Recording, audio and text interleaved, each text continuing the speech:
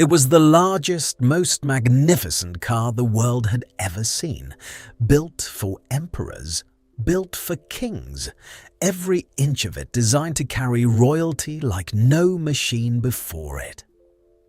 There was just one problem: not a single king would buy it. And the reason why is one of the strangest stories the automobile has ever known. His name was Ettore Bugatti. Part engineer, part artist, he built cars the way other men painted masterpieces. And in the 1920s, he set out to create his crowning achievement, a car so grand, so absurdly luxurious, that only the royalty of the world would be allowed to own it.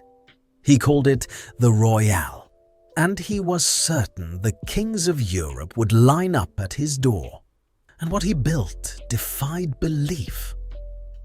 The Royale was enormous, longer than almost any car on the road today, and far heavier.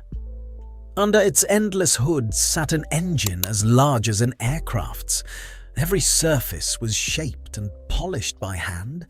It didn't just drive, it glided in near silence, a palace on wheels. It was without question the most expensive car on earth, but money alone couldn't buy one, because Bugatti decided who was worthy of his masterpiece and who was not. If he didn't like you, he wouldn't sell you one at any price.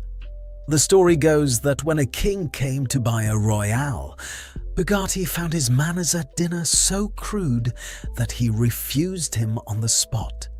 This was a car for royalty, and even royalty had to earn it.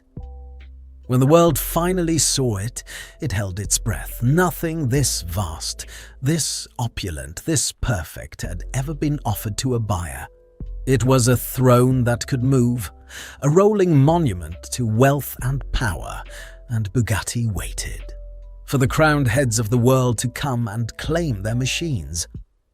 But the timing could not have been worse, because just as the Royale was ready, the world fell apart. The Great Depression swept across the globe. Fortunes vanished overnight. Thrones trembled. And suddenly the richest people alive were quietly selling their treasures, not buying the most expensive car ever made. And so the buyers never came. Bugatti had planned 25 of them, a fleet fit for the kings of the world. In the end, only 6 were ever built, and of those 6, only 3 ever sold. Not one went to a reigning king. The grandest car in history had become its grandest failure. Then came the final insult.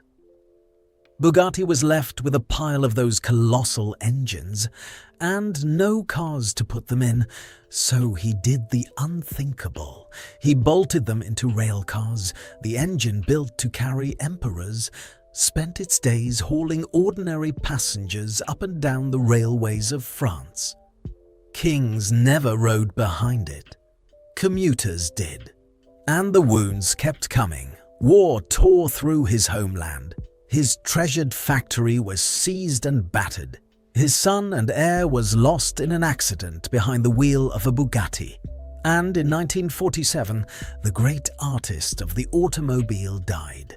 His impossible masterpiece remembered mostly as a beautiful mistake. But here is where the story turns. Because all 6 Royales survived, and as the decades passed, the world began to understand what Bugatti had really created. Today, each one is worth tens of millions of dollars, among the most valuable cars ever to exist. The car that no king would buy became a prize beyond the reach of almost any king alive.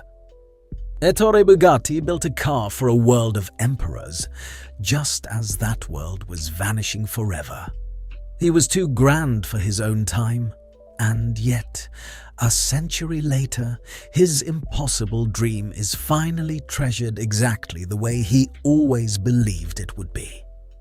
If you love these stories, the machines that were too bold, too beautiful, too far ahead of the world around them, do me a quick favor?